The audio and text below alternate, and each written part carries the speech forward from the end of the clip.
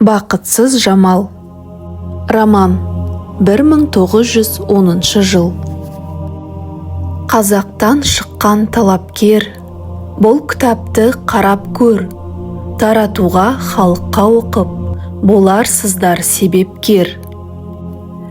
Мир Якуб төмендердің аласасы, сөзімнің бар ма жоқ па тамашасы.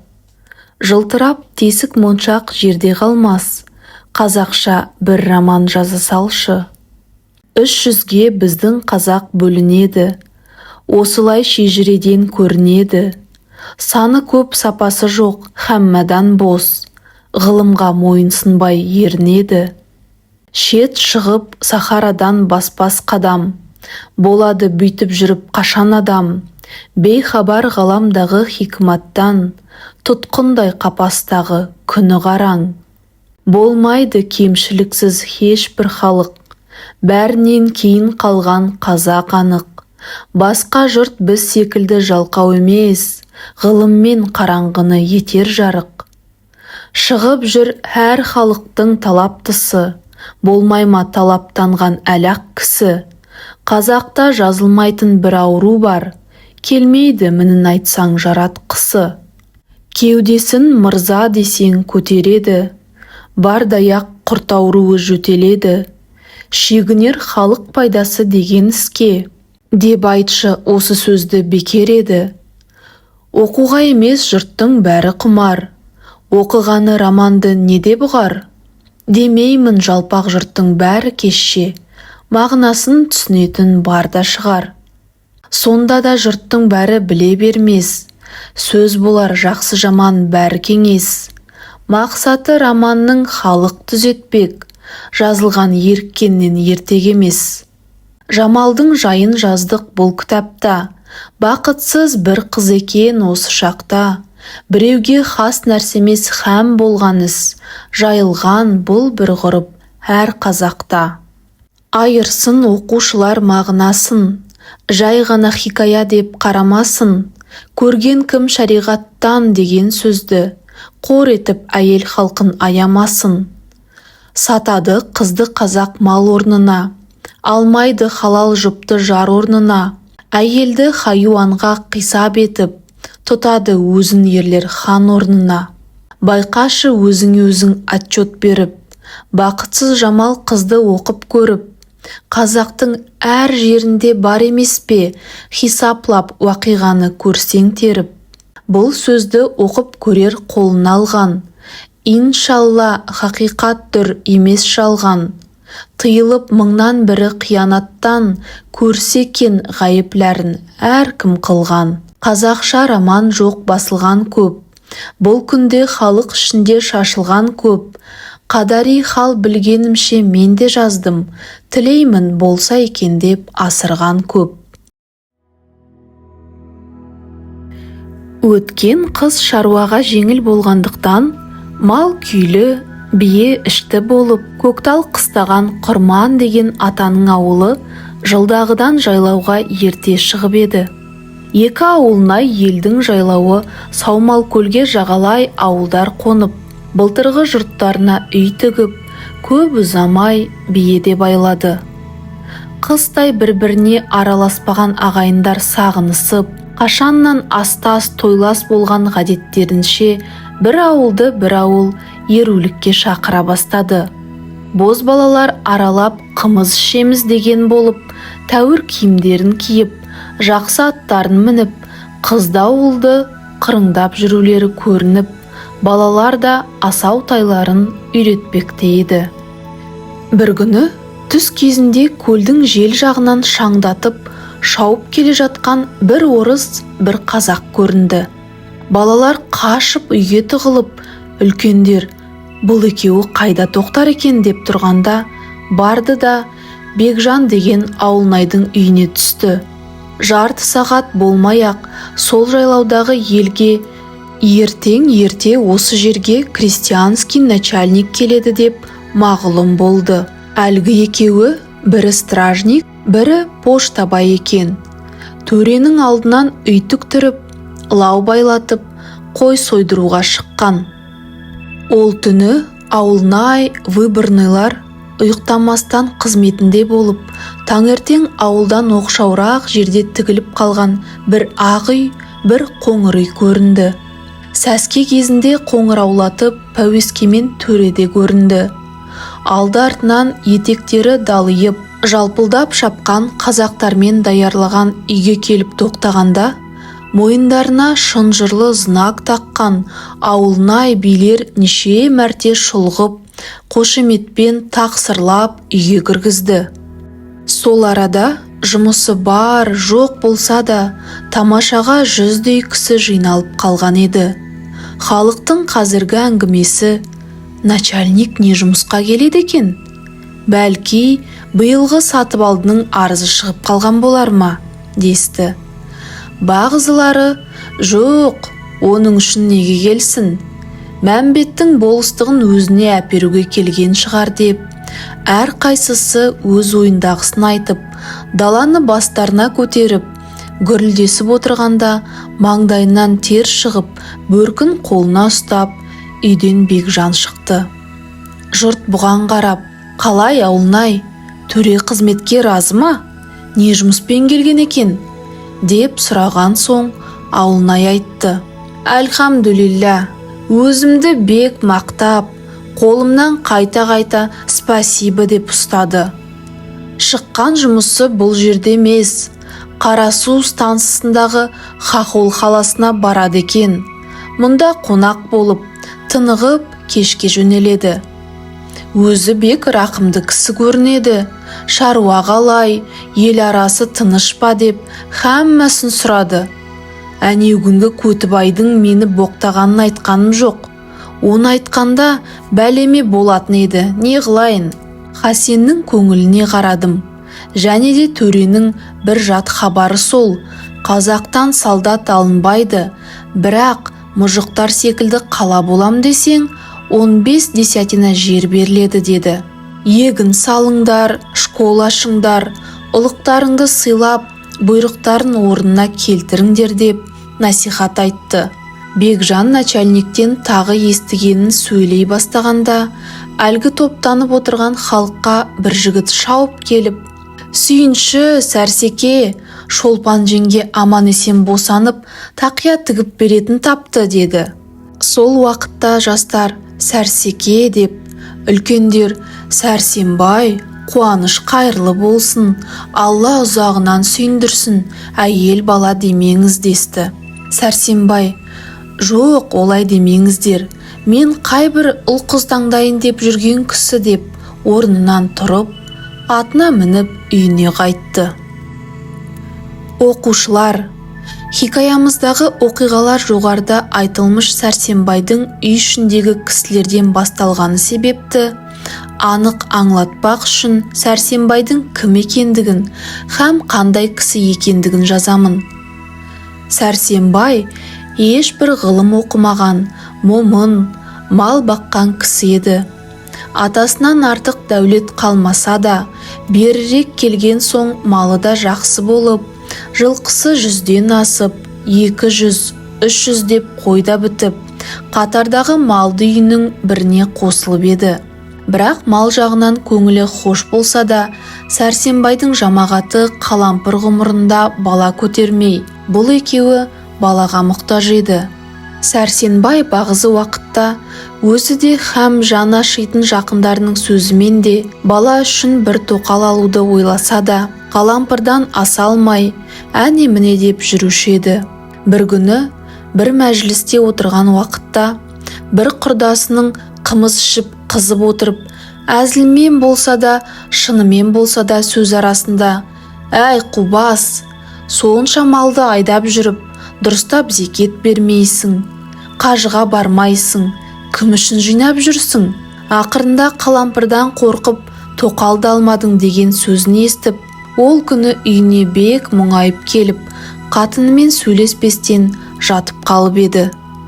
Ертеңіне ауылындағы бір-екі ағайындарын шақырып алып: міне, мен сіздерді шақырғаным, үмітсіз шайтан деген, мал бітпес жігіт болмас, құрарына қара, ұл таппас қатын болмас, тұрарына қара деп Бұл уақытқа шейін сабыр етіп едім. Енді мен болсам 40-тың екеуіне келдім. Қалампыр да биыл 33-те. Қатыным, пайғамбардың сүннеті ғой, сен де рұқсат бер. Ағайыным, сіздер осы жұмысты алыңдар. Міне біраз қанағат бар ғой. Мен енді бел байладым деп, ақырғы сөзін мағлұм етті.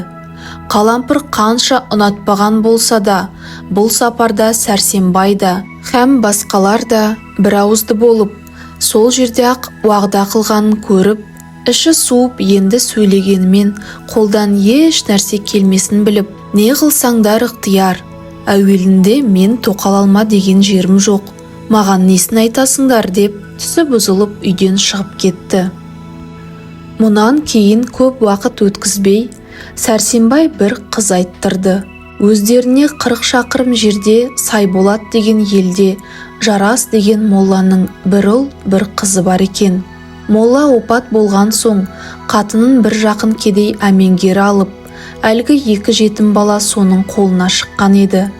Сәрсенбайдың айттырғаны осы молланың қызы Шолпан еді. Шолпанның жасы 14-ке жетіп тұрған соң, Сәрсенбай малын түгел беріп, келер жылында алып та қойды. Марқұм Жарас молла тірі уақытында Шолпанды өзі оқытып, Құраннан 2 шығып, азырақ хатта танып қалған еді. Қалампыр әр уақыт Шолпанды күндестікпен сөзімен де, қолымен де ренжітіп жүрді. Шолпан 17 жасқа келгенде, манағы Сәрсенбайдан топ ішінде сүйінші сұраған қыз бала тауып, Сәрсенбай 45-ке келгенде ғұмырында көрген баласы осы еді. Сәрсенбай зор қуанышта болып, шілдеханаға қанша қыз бозбала жиып, ойын ойнап, қыз бала демей, көл басын шақырып той қылып, баланың есімін Жамал қойып еді. Жамал сағынып көрген баланың алды болған соң, ата-анасы қолдан келгенше әлпештеп өсіріп, жасы 9-ға жетті. Жамалды еркек балаша киіндіріп жүрген соң, білмеген кісі қыз деп ойламаушы еді. Қыз деп айтқан адамдарға ашуланып та қалған күндер болды. Бір күні Сәрсенбайдың үйіне ескі жолмен оқыған, дүниеде білмеген нәрселерім жоқ деп, дұға қылушы бір шала надан молда келіп қонды. Молда тысқа шықпақшы болғанда Сәрсенбай, Жамалжан, тұр, молданың кебісін сал, қыман алып шық деп жұмсағаннан кейін, молда тыстан келіп отырып, бай, осы сіздің мырзаңыздың есімі қалай? Қыздың атын қойғансыз ба? Деді. Жамалды ер бала деп отыр екен. Сәрсенбай азырақ тоқтап тұрды да күлімсіреп, тақсыр, мұның мәнісі бар, біз бастан кем кісі, айымыз да күніміз де осы Жамал болған соң, өзімізді өзіміз алдап жүрміз деді. Молда бұл сөзге түсініп, біраз ойланып отырды да, Сәрсеке, көңілге солай екені дұрыс та ғой, ләкин де шариғатта балаға тұлым қою дұрыс емес. Және де бай қызы 9 жаста балих болады. Соның үшін намаз үйретіп, оқытып, шашында қойыңыз. Сіздің мұныңыз Алла тағаланың бұйрығына көнбеген секілді болады. Олай болғанда зор күнә табасыз. Бірақ оқытқанда хат жазып кетерліктей де оқытпаңыз. Хұсуса жадид молдалардан оқытпаңыз. Не үшін десеңіз, олар әуелі дін, иман білгізіп, намаз оқытпай, иман шарт, бәдуам, әптиек, әжіктерді былай қойып, орыстарша А, Б, Т деп, орыстың ісін қуаттап, балаңды бұзады деді. Сәрсенбай өзі надан, молданың өкшесі қисық деген кісі де күнәлі болады деп жүрген кісілердің бірі болғандықтан, тек молда есімін көтерген кісі болып, біліп білмей айтса да, мынау шариғат деген сөзге көз жұмып нанушы еді. Сол себепті Алла тағаланың әмірі ғой, бұл молданың шариғаты да дұрыс екен деп, Жамалды қызша киіндіріп, шашын жіберіп, оқытуға да разы болды. Анасы өзі азырақ та болса оқып, ғылым қадірін білген соң бұл сөзге қарсы тұрмады. Сәрсенбайдың үлкен қатыны Жамалды жан тәнмен жақсы көргенсіп, тоқалдан туған қызды іші жек көріп тұрса да, ойбай Молдеке, ол не дегеніңіз? Жамал қарағым тым болмаса 15-ке келсін, сонда шаш қоярмыз деп өршеленген болды. Мұнан кейін кешікпей қызша киіндіріп, шашын өсіріп, бұрынғыдай ер бала деп көңілдерін жұбатқанды қойды. Манағы молданың насихаты есінде жүріп, бір күні Сәрсенбай қатындарымен ақылдасты. Ахметжанның молдасынан оқытуға 2 шақырым жерге Жамал барып келіп жүре алмайды. Онан да бір жастау молда жалдап алсақ қайтеді. Жамалдың себебімен ауылдың балалары да оқыр. Өзіміз малдың зекетін берерміз, ақысын ауылмен бірдей көрерміз деді. Бұған қатындары да һәм солай деп айтқан соң, ауылы да разы болды. 1-2 айдан соң жазғытұрым уақыт еді. Бір күні ауылға бір шәкірт келіпті, молдалыққа тұрады екен дегенді естіп, Сәрсенбай соған сөйлесуге келді. Уфа медреселерінің бірінен оқыған шәкірт екен. Қазақ ішінде қымыз ішіп, күзгі тәхсилге қаражат жинап алу үшін мұғалімдікке шыққан Ғазиз есімді ноғай жігіт. Жасы 22-лерде, ашық пікірлі, ұсыл тағылымнан жақсы ғана хабары бар еді. 2 жылдай қазақ ішіне шығып, қазақтың сырын білгендіктен және де Сәрсенбайдың пікірін аңғарып сөйлескен уақытында өзін шіп-шикі ескі жолмен оқыған хадимі етіп көрсетті. Себебі ол, аз уақытта мен бұларды түзей алмаспын, онан да бұларға хилаф келмей, өйтіп-бүйтіп қаражат жинап алайын деп ойлайды. Сәрсенбай шәкіртке айтты: өзіміз бір ауылда 7-8 үйміз, 5 айға 25 сом ақша береміз. Сөзді ашып айтқан жақсы, мен өз басым малымның кірін беремін, басқалар өзі біледі. Ал кемпір-мемпір құлап қалса өз талайыңнан деп күлді. Сол үйде осы ауылдың өз молдасы да отыр еді. Соған қалжыңдап, анау жерде отырған бір жігіт сөйледі: біздің Қасен молдадай қанды қақпан болса, бұл молдада теріс болмас.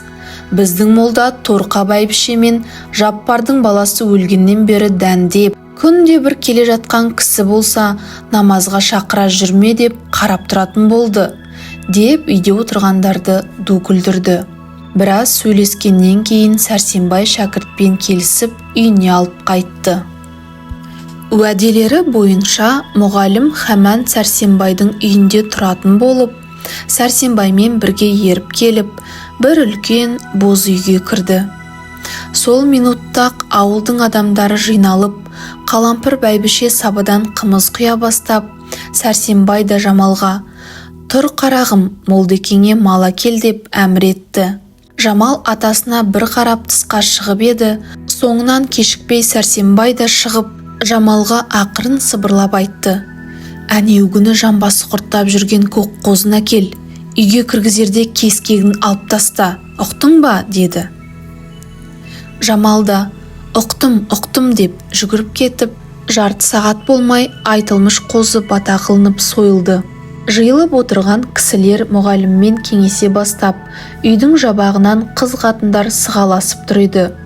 Бір қатын: өзі қалай, орыс секілді ғой деп, екінші қатын: осы ноғайлардың шүлдірлеген тілі құрсын ай деп, үшіншілері бір бойжеткен қызға қарап, ұрғашыға сүйкімді жігіт екен деп қалжыңдасып тұрды. Үйдегілер де уақытты босқа өткізбей, алды 5 аяқ, арты 2 аяқ қымыз ішіп: молда, қайда оқыдың? Дәрісің не? Қай қаланыкісің?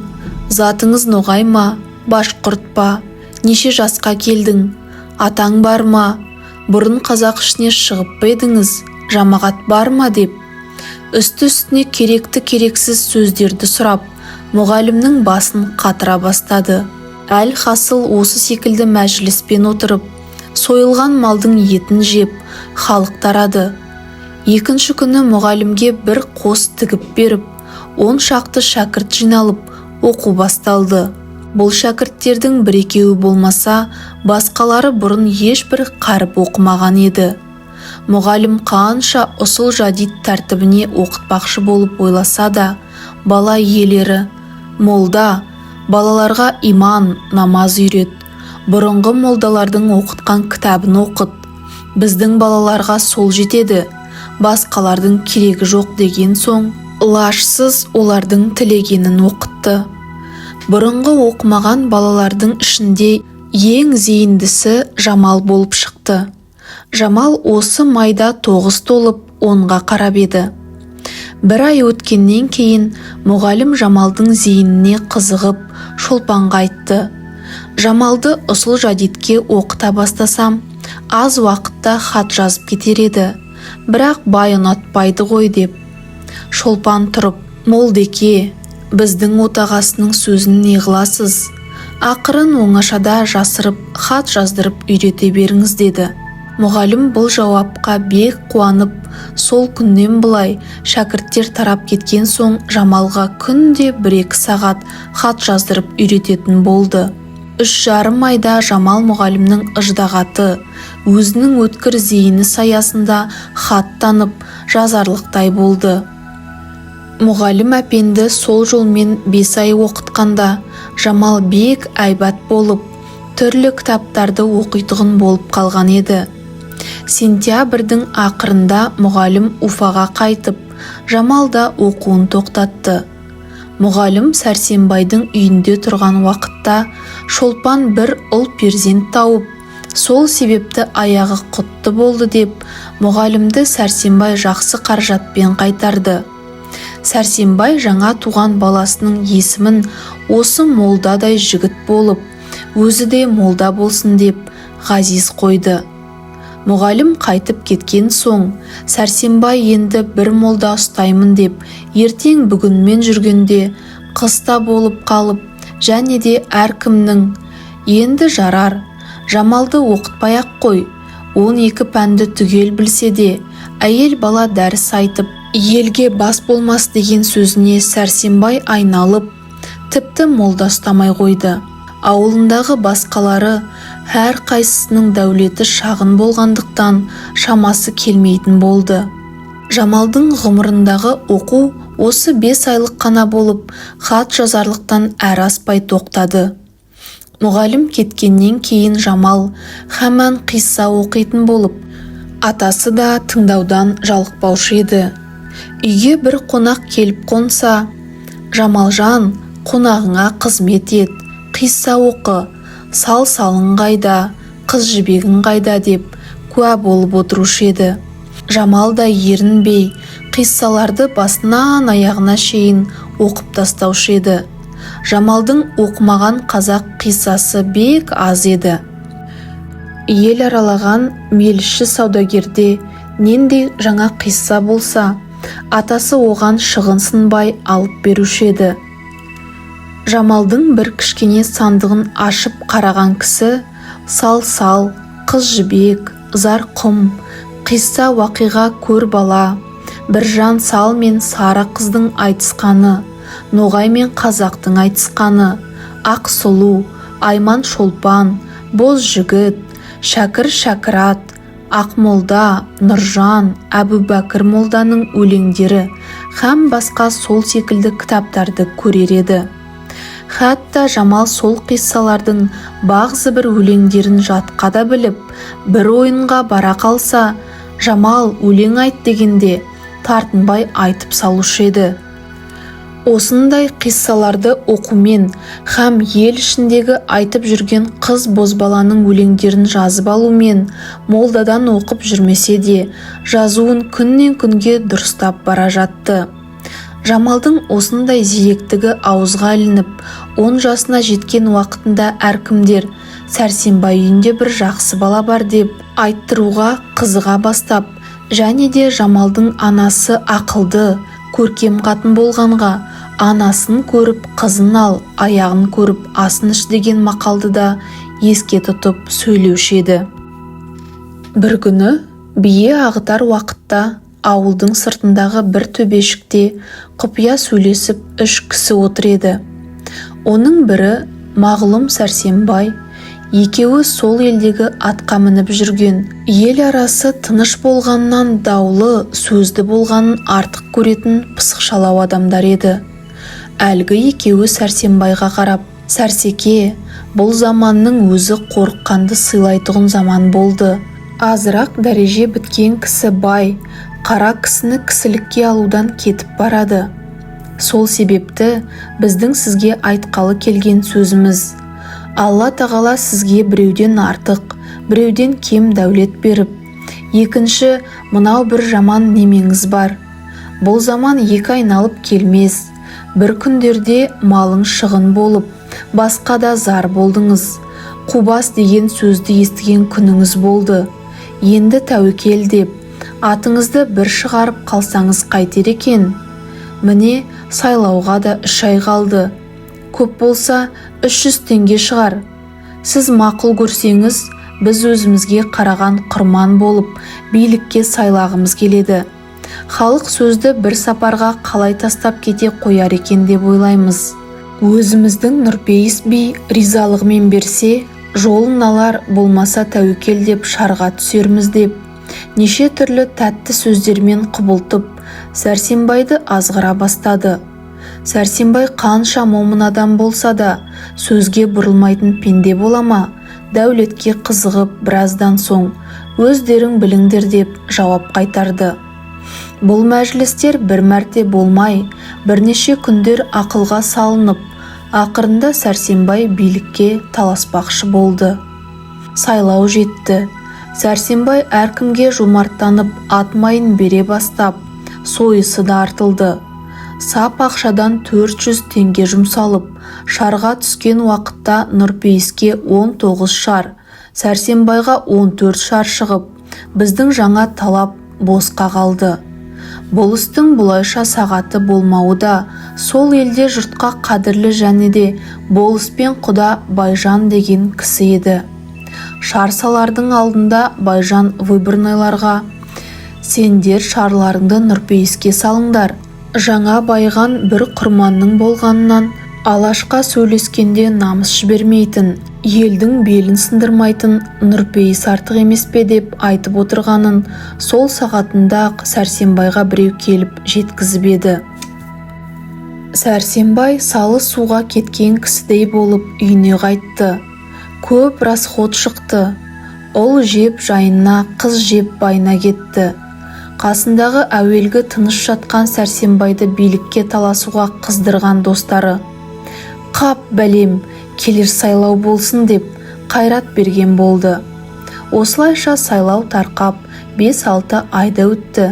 Бағзы уақыттарда сайлау еске түсіп, шығындарын һәм намысын ойлағанда Сәрсенбай іші күйіп, «Хәтта енді сондағыдан 2 есе шығындалсам да, дегеніме бір жетсем, арманым қалмас еді» деген секілді пікірге де келіп қоюшы еді.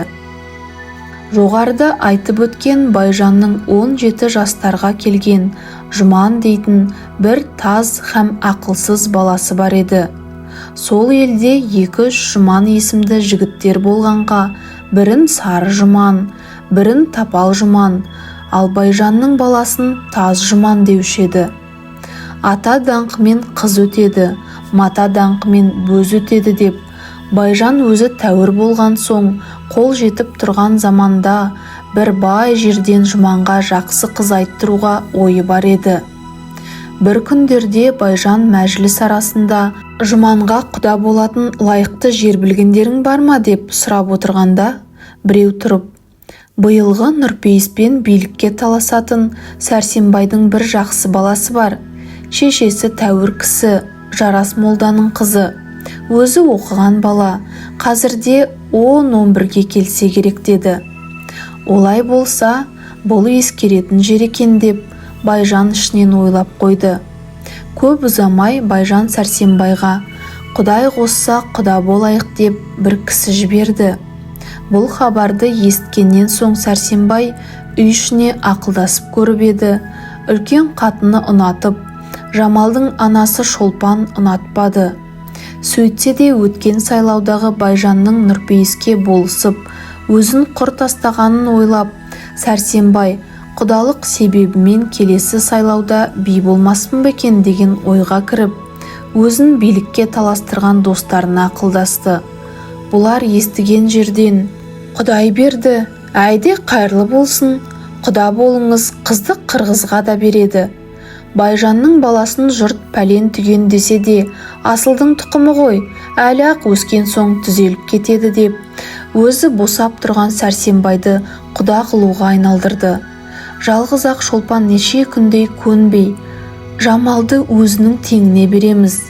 Байжанның баласы жаман дейді, атасының байлығын не керек десе де, Сәрсенбайдың құлағына кірмеген соң: «Екі дүниеде Жамалдың обалы саған болсын, би болмақ тұрсын, патша болатын болсаң да, Жамалды неғып сондай жаманға қиып бермекші боласың» деп, көзінен жас төгіп, үйден шығып кетті.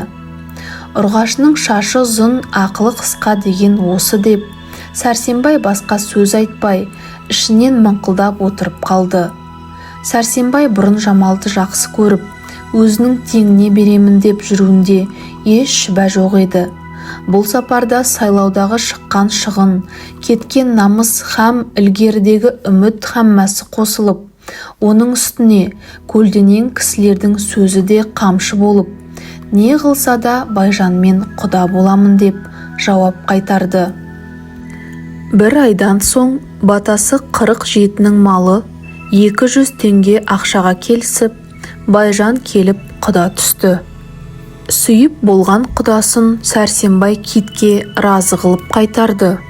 Құда болғаннан кейін белгісіз біраз заман өтіп, Жамал 15 келді. Сұлулық, ақыл, салтанат үшеуі бір-біріне муафиқ келіп, Жамал сол елдің қызының алды болды. Бұл айтылмыш артықшылығының үстіне Жамал сөзге бек ұста болып, өз ойынан шығарып өлеңде жазатын болды. Олай-бұлай қалжыңмен сөйлескен бозбаланы сөйлетпейтін еді.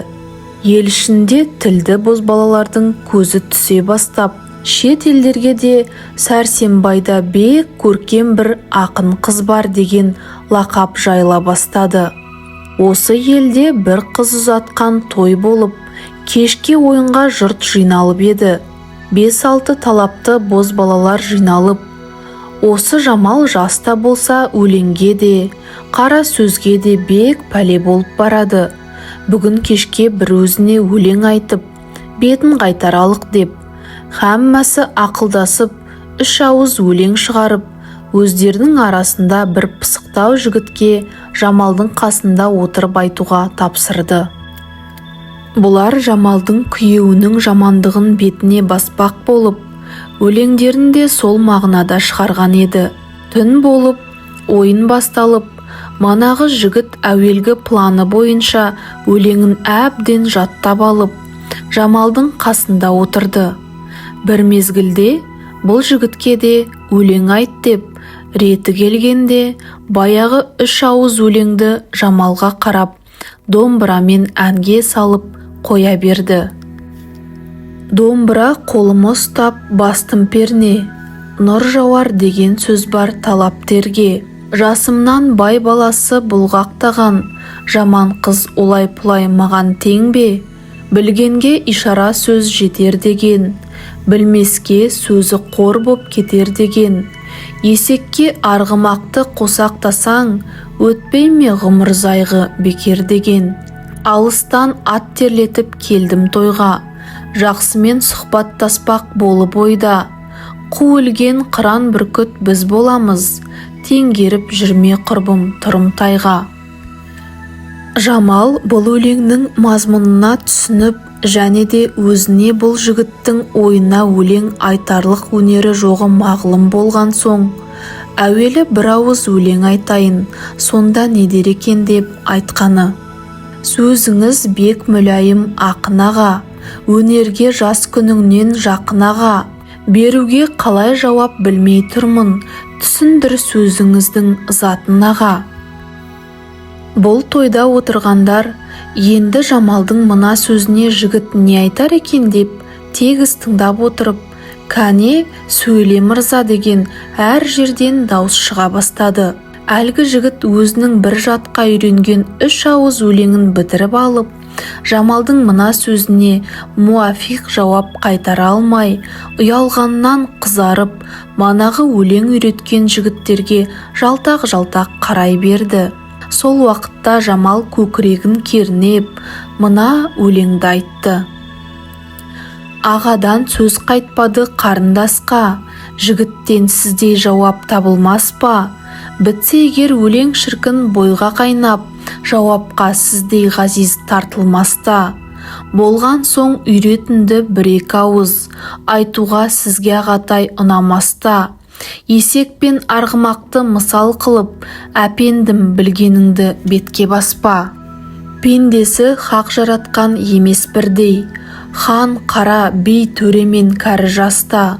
Намысы бөріктінің бір деген бар, білсеңіз сізге ұят бұл рас па? Замандас жақсы сөзді табип деген, құрбыға бір себеппен бітсе хаста. Бір сырлы 8 қырлы көрінесіз, тағы да білгеніңді айтып таста. Әр жерде құрбы ішінде Жамалдың осындай шешендігі көріне бастап жүрген секілді. Бұл сапарда да халық Жамалды мадақтап, екінші сара мұнан шықты, енді мұнымен айтысарлық бір жан қайдан шығар екен деп тарасты. Жамал кәмелетке жеткен соң, күйеуінің нашар екенін біліп, хатта бір тойда көрсе де керек, көңіліне күннен күнге уайым, қайғы түсе бастады. Жамалдың бұл қасіреттерін көбейтуге себеп болған Жұманның жамандығынан құрбы арасында күлкі болған істері еді. Мысалы, Жұманды үйі қант, шай, ғайыры нәрселер әкелуге қалаға жібергенде, жолда терілерін алып сатарға сатып, 10 теңге алтын орнына алданып, 1 тиын жаңа бақыр алып келу еді. Һәм елде бозбалалық қылмақшы болып, бір қызы бар үйдің босағасында ұйықтап қалғандықтан, қыздың әкесі таңертең, «Тұр балам, ұйқың қанған шығар» деп үйіне жіберу еді. Мұның һәммәсін Жамал естіген еді. Ата-анасы зарыққанда көрген баласы екенін де ойлап, не себепті жаман күйеуге бергеніне қайран қалып жүрді. Өзі теңдес қыздардың күйеулерін салыстырып қарағанда, Жұманнан нашары жоқ еді. Басқа шет елдерден күйеуіне разы болмай, екінші жігітпен қашып кетіпті дегенді естігенде, ішінен ойлап, олар да мен секілді бейшаралар ғой деп аяушы еді. Олар секілді бір жігітпен көңіл қосып қашсам, пәленшенің қызы қашып кетіпті деген сөз болып, атамның сүйегін сындырғандай боламын. Разы болып Жұманға барсам, ғұмырымша қор боламын ғой деп, қайсысын істеуге ақыл жетпей, бағзы уақыттарда түн бойы ойлаумен ұйықтамайда шығушы еді. Әр уақыт осындай уайым болған соң Жамал жүдеп те кетті. Ата-анасы, «Қарағым, сен неге жүдеусің?» дегенде, «Жай, басым ауырады» деп қоюшы еді. Жамал осындай уайымдарда болып жүргенде, бір күні Байжаннан Сәрсенбайға, «Биыл баламды ұрын жіберемін» деп сәлем келді. Бұл хабарды естігеннен кейін Жамалдың қайғысы бұрынғыдан 3 есе артты деуге лайық болды. Жамал қанша ішінен қапаланса да, басқа бір кісіге айтуының ебін таба алмай, бір күні қолына қағаз бен қарындаш алып, «Тым болмаса көңілімдегі қасіретімнің 10-нан 1 бөлігі шықпас па екен» деп, өз басындағы халіне біразырақ өлең жазып еді. Шешесі Жамалдың бір қағаз жазып отырып, қасына бір хат танитын кісі барса, жасыра қойып жүргенін көруші еді. Бұның жазып жүргені немене деп, Шолпан азырақ шүбәланып, Жамалға білгізбей, оңашада Жамалдың қалталарын ақтарып, онан еш нәрсе шықпаған соң, қағаз кітап салатын сандықшасын қараса, бір кітаптың арасынан мына өлең шықты. Манағы Жамалдың жазып жүргені сол екен. «Алланың рахматына созамын қол, адасқан мен бір ғаріп таба алмай жол. Ашылып біздің басқа түскен тұман, шаттықпен өткіз деймін тілегім сол. Сыртым сау, ішім түтін қапалықта. Бұл күнде көңілім жүдеу, қасіретім мол. Тереңге түсіп кетем, ұстар тал жоқ. Бір Алла, жалғыз өзің жәрдемші бол. Бақшада сайрап жүрген сандуғашем. Кез болды мен сорлыға құрылған тор. Көл болып көздің жасы өткенім ғой. Болмаса арылмаған маңдайда сор. Жайлаған аққу едім шалқар көлді. Бұл күні көрініп тұр жаман да зор. Оралдың ілер деушем ақиығы. Шынымен жапалаққа болам ба қор. Мен қайран атам малға сатқанына. Бір тазды жалпақ елден тапқанына. Ат өшіп тумай кеткір жұман деген.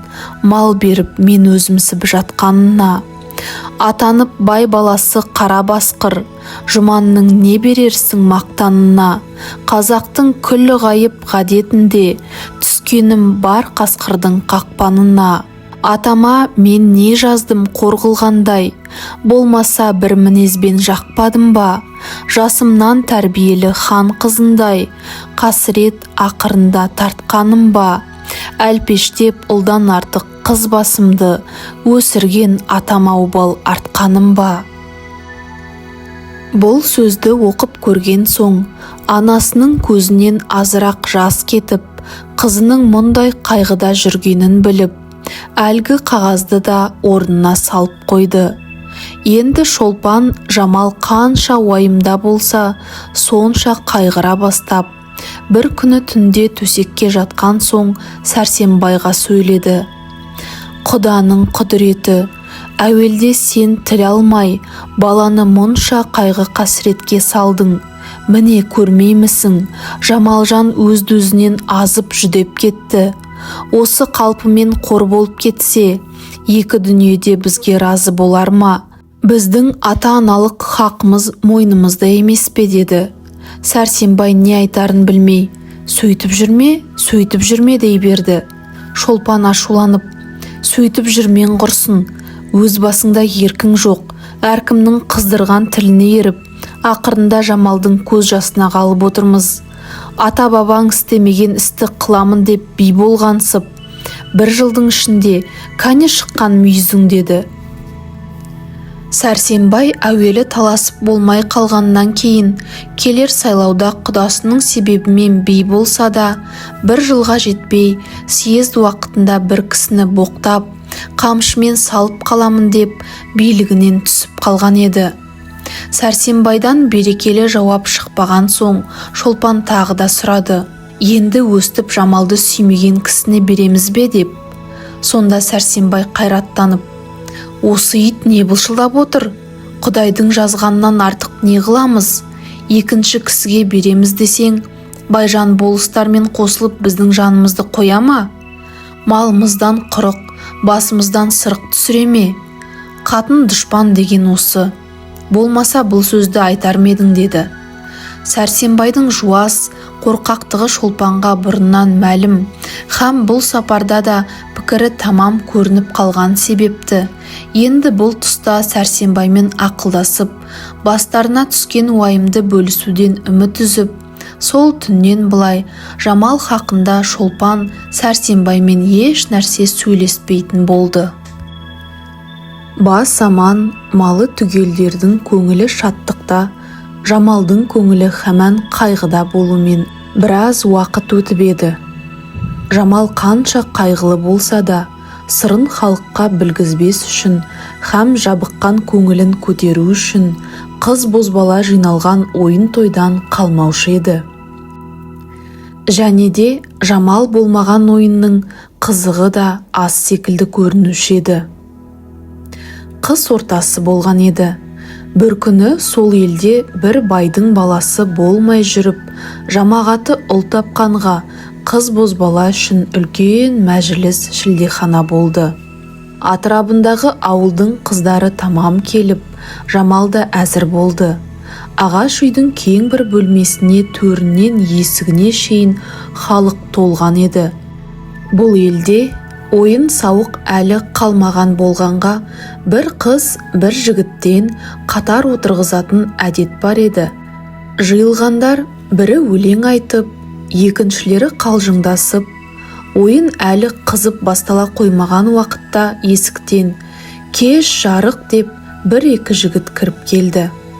Бағзы бозбалалар, «Міне, бір сыпайы жігіттер келді. Қай жерге отырғызамыз?» деп ақылдаса бастап, көп кешікпей біреуін Жамалдың қасына әкеліп отырғызды. Бұл жігітті біздің Жамал танымайтын еді. Ләкін Жамалдың қасына отырғызудан бір тәуір жігіт екендігі аңланды. Бұл жігіт отырып болған соң үйдегілерге қысқа сөзбен амандасып, соңынан Жамалға қарап, «Сіз де сәлеметсіз бе?» деп қойды. Бұл жігіт орта бойлы, қияпатты, бетінде азырақ қорасан дағы бар. Жаңа мұрт шығып келе жатқан, сөйлеген сөзі сыпайы, әдепті, киімі ноғайшалау Ғали есімді бір зат еді.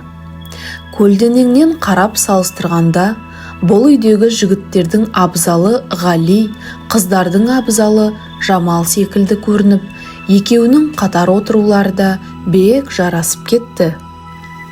Ғали бір болыста басқа ауылнайға қараған Дүйсебек деген кісінің баласы еді. Жасынан талапты болып, Қызылжар, Троицкідегі медреселерде оқып жүріп, және де частный учительден оқып та, орысша азырақ сөйлеп, жазарлықтай да шамасы бар еді. Мұсылманша жақсы оқыған болса да, елге шығып молда болмай, соңғы уақыттарда оқуды да қойып, азырақ саудаға айналысып еді.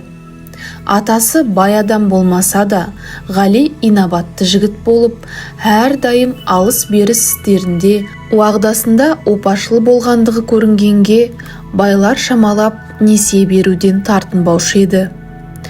Әуелгі уақыттарда оқуда болып, бұл уақыттан саудамен жүрген себепті елде тұруынан тұрмауы көбірек болып, өзін халықты өзі анық танымайтынды еді. Тек сыртынан Дүйсебектің баласы талапты, еті тірі жігіт, қысы-жазы үйде отырмай оқу оқып, кәсіп қылады деуші еді. Жаңада өткен бір жәрмеңкеде алыс-берістерін бітіріп, 100-200 теңгелеп пайда қылып, үйіне қайтып, ағайынды аралап амандықта жүргенде, осы ойынға кез келген еді. Ғали Жамалмен қатар отырған соң, бір-бірінің хәлін һәм кім екендіктерін сұрап білісті.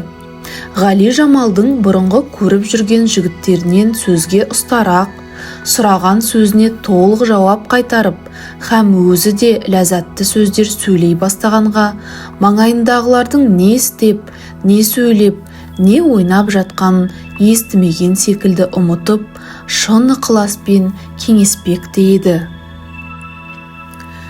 Әртүрлі ойын болып, ақырында Бұғыбай, Мыршалай мырыш деген ойындар тамам болған соң, бір жігіт бір белбеуді есіп алып, «Енді әлеумет, өлең айтасыңдар, айтпасаңдар, айтпағандарыңа мінеки» деп, қолындағы есілген тоқпақтай белбеуін көрсетіп қорқытып, аралап жүре бастады.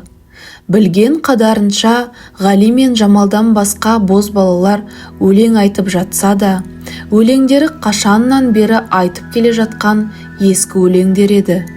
Мысалы, «Біздерде өлең де бар, өнер де бар, байларда мінілмеген дөнен де бар» деген секілді соның үшін артық ләззатты болмағанға жазбадым. Енді өлең айтуға рет әуелі Ғалиға, сонан соң Жамалға келіп еді. Ғали домбыраны әкеліп ұстатқанның соңында, «Менің өлең айту әдетімде жоқ еді, білмеуші едім» деп күлімсіреп отырып, «Қайыр енді көңілдеріңіз қалмасын» деп, көркем әнмен домбыраға дауыс қосып сөйледі. Ал сөйле келді кезек енді Ғали, керілмей ұста қолға домбыраны, рух берген мәжіліске қызмет көрсет, сайратып тілмен жақты болса халі. Өнерің болса ішінде шығар сыртқа, бұл жерде жасырудың болмас мәні. Қандырып құлақ құршын тыңдаушының, жарайды міне жігіт десін пәлі. Секілді Райхан гүл бақшадағы, уылжып жігіттіктің тұрған шағы, таба алмай айтар орын жүруші едің, естіртші жат елдердің болса әні. Нақышпен сандуғаштай жүз құбылтып, даусыңды түрлендірсең келер сәні. Жастықта сауық сайран еткен күнің, емес пе жігіттіктің раушаны. Тыңдаушы асыл сөзді табылғанда, айтушы тартынар ма және тағы. Қадірлес құрбыларың жиналғанда, тарқасын разы болып сынбай сағы. Жасымнан елде жүрмей өстім шетте, демесін кәне елді сағынғаны. Құрбыңа жатырқамай аш сырыңды, жүйріктей бауыр жазып бабындағы. Ұмытпа мысалдыда деп айтылған, түлкіні таза алады табындағы. Болады не нәрседен және дескер, жігітке абыройдың табылмағы. Емес пе екі жүрек бірдей келсе, арада махаббат оты жағылмағы. Мінекей домбыраңыз тоқтадым мен, сөйлесін сұлу жамал жанымдағы. Ғали бұл арада айтып болдым деп домбыраны Жамалға ұсынғанда, отырған халық «Мырза, тағы айта түсіңіз» деп өтініш айтқан соң, Ғали тағы да мына өлеңді айта бастады. Жақсы қыз баға жетпес бір гауһар тас, 16-17-ге жеткенде жас, жаннаттың пісіп тұрған алмасындай, қол жетпес қандай жігіт ләззат алмас. Сұлу қыз рақаттың кілті емес пе? Қолыңа түсіре алсаң бардағы аш. Тізілген меруерттей 30 тісі, нұрлы жүз, жайнаған көз, қиылған қас. Шекеде кәмшат бөрік киген асыл, сылдырлап алтын шолпы иықта шаш, бұралған тоты құстай мүшелері, бозбала сұхбаттасқан болмай мамас. Қатасыз осы айтқандай болып тұрса, жолыңда сондай қыздың қиярем бас. Болатын мақсұт хасыл жол табылса, тәрк етіп қандай жігіт малын салмас. Серт айтып уағда мен бел байласа, айтар ма жақсы жігіт жұртқа сырфаш. Талапкер боз балаға айтқан сөзім, сөз емес мұның бәрі өзіме хас. Кеудеде жанып тұрған оты жоқтар, қадірлеп бұл сөзімді демес рас. Шәрбатын ғашықтықтың татпағандар, ант беріп айтсаңдағы сірәнан бас. Шахбазлар сүйген үшін ізденуден, көрседе нендей қорлық бір тартынбас. Жанған от, көздеген оқ тұрса дағы, сескеніп ғашық үшін жүрек қайтпас. Магниті сұлу қыздың күшті емес пе? Жігітті көңілі сүйген қайтып тартпас. Астынан ақ тамақтың деміңді алсаң, мойныңа ақ білекті қайтып артпас. Ғали бұл өлеңді айтып болған соң, отырған ретінше Жамал айтты. Сөйле тілім шешіліп осындайда, құрбылармен бір жерге қосылғанда, отырмассың үнемі төрде бүйтіп, ерксіз-ақ қоярсың тосылғанда. Емес бедім япырмау кеше бала, білетұғын жастықпен есті шала. Белгісі жоқ екен ғой өткен күннің, қатар түзеп қыз болдық міне қара. Қыз байғұс ел жұртына келген қонақ, мысалы қызғалдақтай ғұмыры шолақ. Күн келер өз басынан ерік кетер, қалалық осындайда күліп ойнап. Сөйледі Ғали мырза жігіт жайын, хар кімнің халі өзіне тұрар дайын. Қыздарды жігіттермен салыстырып, тыңдаңыз мен азырақ сөз қылайын. Жігіттің ер көзінде жылдың құсы, ұшса да, я келсе де отырғысы. Мысалы, жазы болған жаққа кетер, бір жердің қары жауып туса қысы. Қыз байғұс қолға түскен сандуғаштай, торында ғұмыр өтер кілтін ашпай. Сатады мал көп берген кісі болса, кетеді жылап сорлы қарсыласпай. Рақым етпес және ата-анасы, болса да жақсы көрген өз баласы. Теңіне қыздың көбі бара алмайды, көнбеуге және дағы жоқ шамасы. Қалайша тұрсын енді жыламай қыз, ерлерге қарсы келсек ұнамаймыз, тұтқында өскен жандай дүние көрмей, жол іздеп ұлықтан ерік сұрамаймыз. Жаманға барсаң қор боп ғұмыр өтер, ұстайды ол ақмақ күннен бетер. Күн шығып, айда туып, күз ашылып, бұл қайғы қыз сорлыдан қашан кетер? Кісінің туып өскен жері қымбат, үйренген бала жастан елі қымбат. Ата-анаң, аға жеңген қадірлеген, тебіскен құлынтайдай теңі қымбат. Тастайды осылардың қыз һәммәсін, қор етіп бір жаманға ғазиз басын. Өзінің сүйгеніне бара алмаса, қалайша енді олар сағынбасын. Қыз бермек пайғамбардың сүннетіндей, ұзатпақ ата-анаң міндетіндей. Әр кімнің өзіне ерік берген жоқ па, Алланың бұны дейміз құдіретіндей. Сөзімде қата болса сөкпе халқым, әшейін айтып өттім сөздің салтын. Тұрған соң көзің көріп қиянатты, тартады уайымдап көңіл салқын. Бұл күні Ғали мен Жамал әбден сөйлесіп, әр қайсысы хал ахуалын біліскен еді.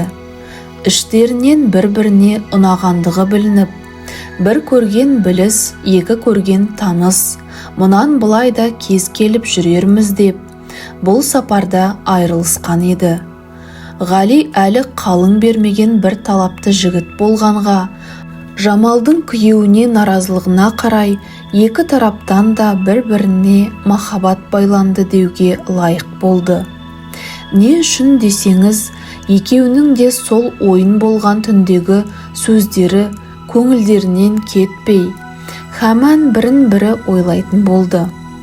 Мұнан кейін Ғали Сәрсенбайдың үйіне бір-екі мәрте келіп кеткен уақытта, Ғали мен Жамалдың бір-біріне көз қарауларын байқап тұрған кісі болса, екеуінің де көздерінде «Мен сені жан тәніммен сүйемін» деген жазуды оқығандай болар еді. Ләкін екеуі оңаша жолығуға ешбір реті болмай жүрді. Бір күні Ғали қалаға бара жатыр едім деген болып, Сәрсенбайдың үйіне келіп қонды. Далаға шығып кіріп жүргенде Ғали Жамалға әдейі бір жолығу үшін келгендігін сездіріп қойғанда, Жамал түнде Ғалидің қасына келуін шүбәсіз деп ойлап қойды. Һәм бұл ойда теріске кетпей, үй іші ұйықтаған уақытта екі жас бір төсекте еді.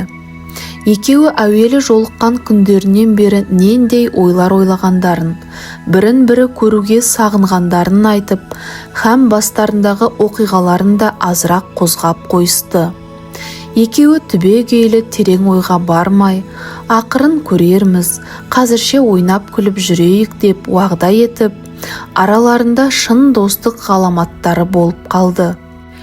Екеуі бірдей қазақтың ғұрпында болған қаталарды, жәбіршіліктерді сөйлеп, Жамал өзі ес білгеннен бергі уайымдарын бір минуттың ішінде ұмытып, енді Ғалиді көрмей тұрған минуттар бір жылдық көрінерін Ғалидің құшағында жатып айтып білдірді.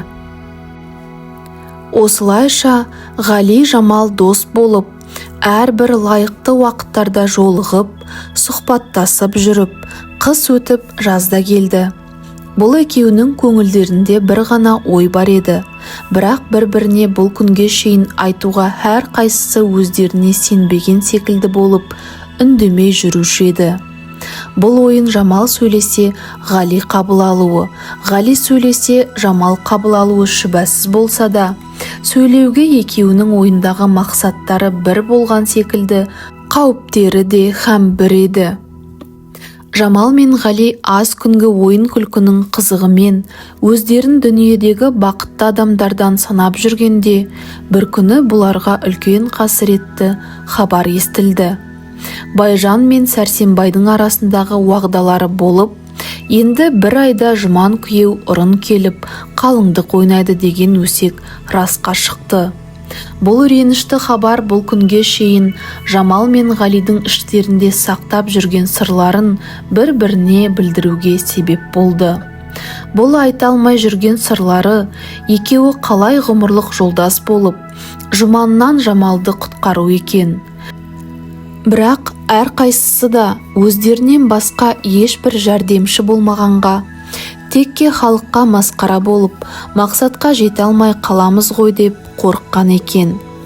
Енді мынадай Жұман келеді деген хабар аныққа шыққан соң, дүниеде бірінен бірі бөлек тұрудан қапаста жатқанды артығырақ көріп, не болса да екеуі қосылуға бір жол қарамақшы болып, енді қай күні бір жолықса, бұрынғы іштегі жұмбақ болып жатқан сырларын таласып сөйлемекші болып тұрғанда, Жамалға Ғалидан бір хат та келіп жетті. Оқып көрсе бұл еді: тұра алмадым толықсып хат жазбасқа, ішкі сырды білгізіп замандасқа. Екі көңіл бір жерде қосылса егер, не қызық бар жаһанда онан басқа. Зылиқа мен Жүсіпті қосқанындай, тілегін бер Иллахим екі жасқа. Айтпасаң да қалпыңды мен байқаймын, жек көрмейсің мені де сен байғұста. Дертім сыймай ішіме еттім сырпаш, еш үндемей жүрсем де жазы қыста. Сипатыңа қызықпас қандай жігіт, хор қызындай нұрлы жүз қолаң шашқа. Сөзің бұлбұл секілді, жүзің айдай, сені сөккен пенде де еш оңбаста. Мен мұнда көңілім сенде, ойың кімде, тілеймін осы сөзді ұмытпасқа. Емеспін мен Жұмандай бай баласы, жоқтықты сұлу Жамал бетке баспа. Ақылсыз жаман шіркін алып кетсе, қызғанып хәлім барма қайғырмасқа. Сеніңде өткен күнің жылдай болып, көңіліңнен қасіретің арылмаста. Ерте кеш көз алдымда тұрғандайсың, қарағым еш болмайды сағынбасқа. Жамалжан талап таудай болса дағы, тон келте сүйгеніңнің қолы қысқа. Төскейден қызыл түлкі бұлаң етсе, төбеден қыран бүркіт ұмтылмас па. Жапалақ бадырақ көз босқа қалып, қырғи құс түлкін алып құлпырмас па. Отырып тәуекелдің кемесіне, ах дариға дариядан өте шықса. Ғашықтық уағдамен тәуекелшіл, қажымай осы шеуін мекем ұста. Кімде-кім жетер сонда мұратына, пайда жоқ жүрек сүнген қорқынышта. Аз сөзде көп мағына деген мысал, халімді баян етіп жаздым нұсқа. Жамалжан парасатлу етер фәхім, бұл сөзім бейіл тифат қалмас босқа. Рахматыңа мың сан разы болар едік, Ғали Жамал лайық деп Алла қосса. Келер деп нендей жауап күтіп қалдық, хат жазып жанабыңа жолдап пошта. Құп деген жібермесең дәруіңді, зораяды күннен күнге біздің хаста. Дұшпан көп, досымыз аз, халық сенімсіз. Я Алла, тура жолға өзің баста. Ғалидан пақырыңыз жазылды хат, махаббатлу Махбуба Жамал досқа. Бұл хатты Ғалидан Жамалға алып келген жігіт әр уақыт бұл екеуінің арасында осындай құпия хабарлар һәм хаттар тасып жүретін Ғалидің бір анық сенген кісісі еді. Бүгін бұл хатты Жамалға тапсырып, жауабын ертеңге шейін даярлап қоярсың, мен бір ауылға барып қайтамын деп кетіп қалды. Жамал бұл хатты 3-4 мәрте оқып шығып, бір қызып, бір суып, Жұманға барса ғұмырынша қайғы қасіретте өтетінін ойлап, Ғалимен қашса не түрлі ұят машақаттар болып, ақыры нешік болатынына көзі жетпей, аз дағдарып, көзінен моншақ-моншақ жастарды төгіп алды. Біраздан соң тағы да қайраттанып, тәуекел, Алла басқа салған соң не де болса көтердім. Ғалимен ғұмырымша қол ұстасып жүрсем де арманым болмас деп ойлайды. Егер де Ғалимен қаша қалса, кім тілектес, жәрдемдес боларын ойлағанда, өзінің шешесі Шолпаннан басқа ешкім көзіне көрінбеді. Шешесіне сыйынатын себебі оқушыға да мәлім. Шолпан әуелден Жамалды Жұманға беруге разы болмай, Сәрсенбайға тілін алғыза алмай қойған еді. Екінші, Жамал бойжеткен соң Жұманға көңілі наразы болып жүргенін де сезіп, хәтта сол мезгілде Жамалдың жазып жүрген өлеңін де тауып алып оқиды деп жоғарыда жазып едік. Үшінші, Жамал мен Ғалидың жақын болып жүргендерін біліп, көріп жүрсе де, білмегенсіп жүруші еді. Жамалды Ғалиға лайық көрген секілді болып, Ғалиді шыны ықыласымен баласындай жақсы көруші еді. Ұзын сөздің қысқасы, ақырында Жамал Ғалидың жазған сөздерін қабыл алып, қарсы жауапта жазып, ертеңінде манағы жігітке тапсырды. Бұл жігіт хатты сол күні-ақ Ғалиға жеткізіп берген соң ашып оқыса, жазылған сөз мынау екен: Ғалижан, біздің қолға тиді қағаз, жазғанын қабыл алдым сіздей шахбаз, мақсатқа муафиқлы сөз шыққан соң, өңім бе, түсім бе деп тұрдым біраз. Сіз дейін жаздым жауап білгенімше, не түрлі жазған сөзің кірді ішіме, сырымды жалғыз саған білдіремін, айтпаған мұнан бұрын бір кісіге. Мағылым бір өзіңе менің халім, хеш рахат көрмегендей сенсіз жаным, еріксіз бір есекке қосақталсам, жаһанда екі бірдей келмес мәнім. Қосылсам нәсіп болып сеніменен, кім айтар жүрмеді деп теңіменен. Сенімен отқа жансам арманым жоқ, жуылмаған жұман атты періменен. Хатыңда бай емеспін деп жазыпсың, бетке салық қылма деп көп жазыпсың. Байды сүйсем Жұманға бармас бедім, мұны ойламай әшейін тек жазыпсың. Бір сенің ғашық отын сөндіретін, кім бізді ықтиярсыз көндіретін. Өлсек шұқыр бір болсын, шықсақ төбе, айрылмалық болса да өлтіретін. Бір Алла жалғыз өзі болсын айғақ, тұралық уағданы бекем байлап. Сен үшін бір басымды еттім құрбан, шынжырлап жіберсе де сібірг айдап. Біз көндік мұндай хәлге Құдай салды, панасыз мазлұммен мен бір зарлы. Ал енді күн түндемей хайла қара, келуіне жексұрынның бір ай қалды. Менде жоқ аға жеңге мұңымда шар, сырымды басқаға айтсам жұртқа шашар. Білмеймін апам байғұс не қыларын, жалғыз-ақ сенетінім ақылдасар. Аналық мейірбаны түссе егер, дұшпаннан құтылуға хайла табар.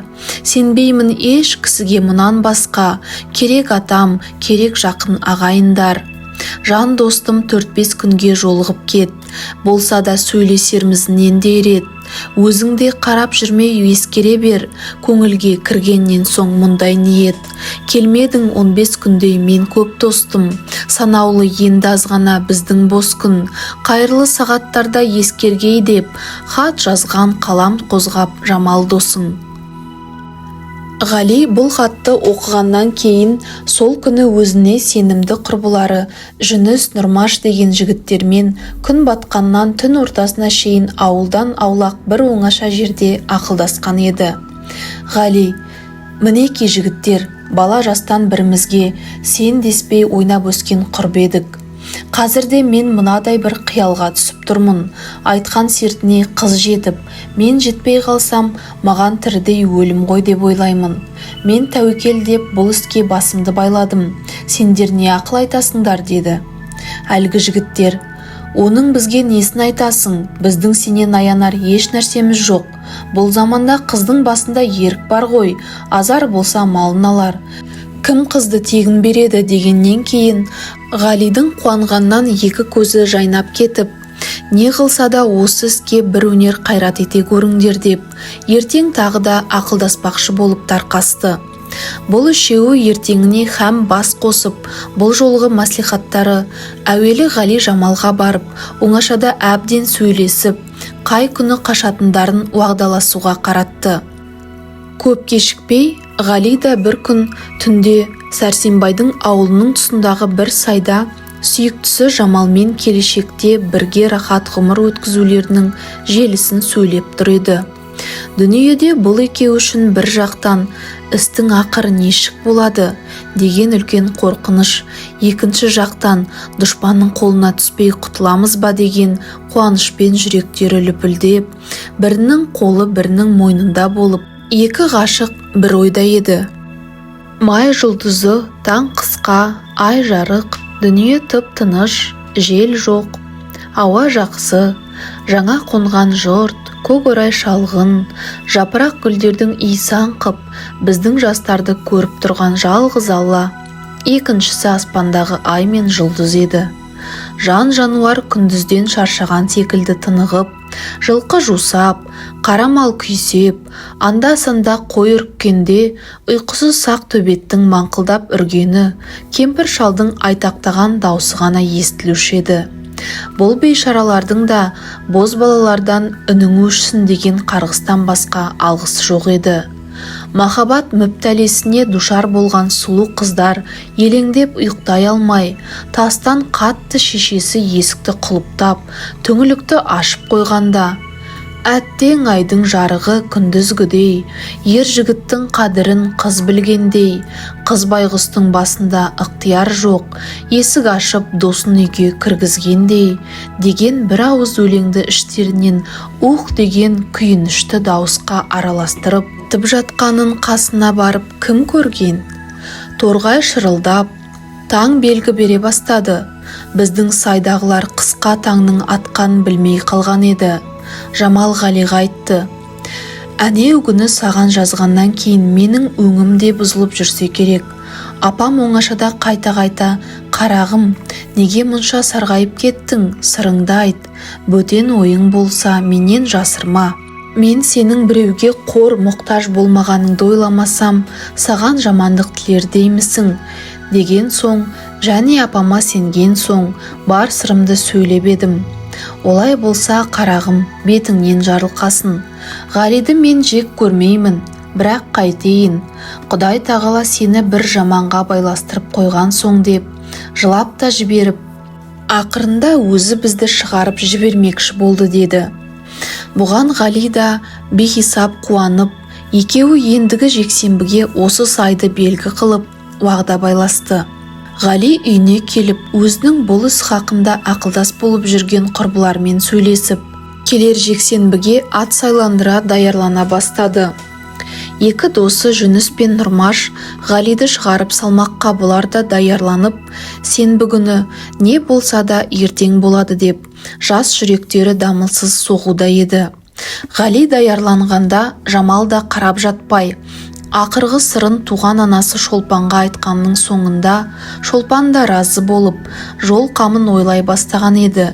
Жексенбі күні де болып, ел жатқан уақытта Ғали, Жүніс, Нұрмаш үшеуі ерлеген бір ат жетегі бар, жолықпақшы болған сайда даяр болған еді.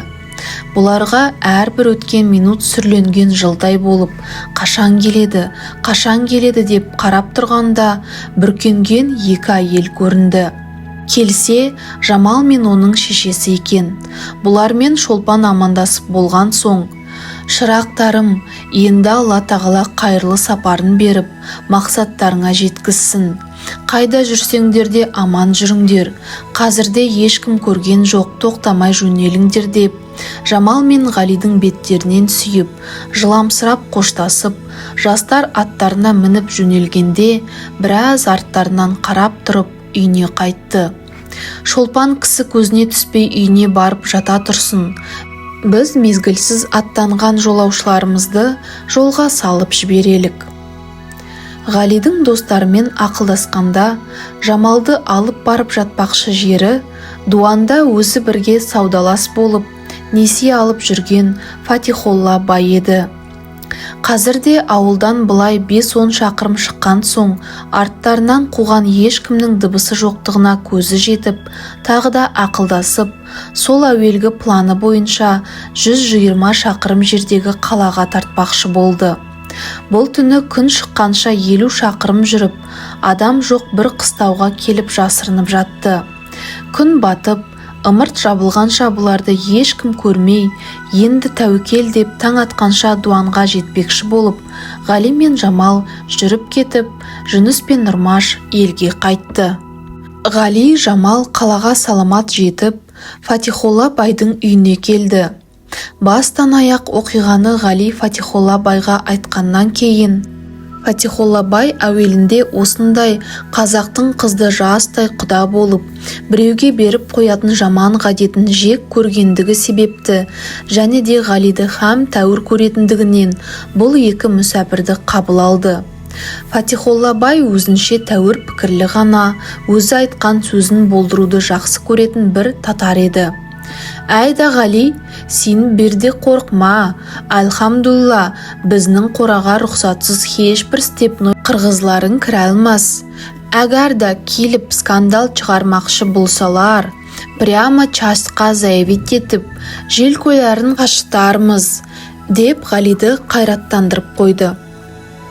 Бір қонғаннан кейін Ғали Фатихолла баймен ақылдасып, құр мұнда келіп қарап жатқанның мәнісі болмас. Ұлықтан Жамалдың басына ерік алалық деп, адвокатқа арыз жаздырып, крестьянский начальникке Жамалды кіргізді. Арызында: мені 7 жасымда атам қазақ ғұрпынша бір қазаққа малға сатқан екен. Бұл күнде кәміл жасқа толып көрсем, күйеуім өзіме ұнамағандығы себепті һәм мені атам ықтиярсыз бермекші болған себепті өзімнің сүйген жігітіммен қашып келдім. Мархаматшылық жүзінен мен мазмұнаның көз жасын құрғатып, басыма ерік беріп, қиянаттан қорғасаңыз екен, деген сөздер жазылған еді. Бұл арызды ілтифатқа алып, начальник Жамалдың қолына кімге барсаң да ықтияр деген қағаз беріп, болысқа һәм былайша қағаз шығарды. Жамал Сәрсенбай қызына ешкім қиянат, жәбір қылмасын, сүйген күйеуіне баруға өзіне ерік берілді. Қалың мал хақында дау болса, волостной съезге салынсын деп. Енді оқушыларға елде болып жатқан уақиғалар мағлұм болсын. Жамал қашқан күні таңертең Сәрсенбай намазға төсектен тұрып, түндік аштырып, азан оқып болғаннан кейін Жамалдың жоғын көзі көріп, қатындарынан «Жамал қайда кеткен?» деп шүбәланып сұрай бастады. Шолпан да еш нәрсе білмегенсіп, Жамалжан тысқа шыққан шығар деп тұрғанда, Сәрсенбайдың бәйбішесі: ойбай, бетім-ау, бір сұмдық болған екен ғой, Жамалдың ілулі тұрған киімдері қайда деп, сол минутта Жамалдың қашқаны мәлім болды. Үй іші сасып, ренжуде болып, сол сағатында ауылда жиналып ақылдаса бастады. Біреулері: өзінің күйеуі алып кеткен шығар деп, көбі болса: жоқ, мұны Дүйсенбектің қу баласынан басқа ешкім әкеткен жоқ. Өздеріңде соны патшаның баласындай әлдеқандай көріп тым еркінсітіп жібербедіңдер. Ал енді қайтер екенсің деп, Сәрсекенің жалғыз басын даңқылды.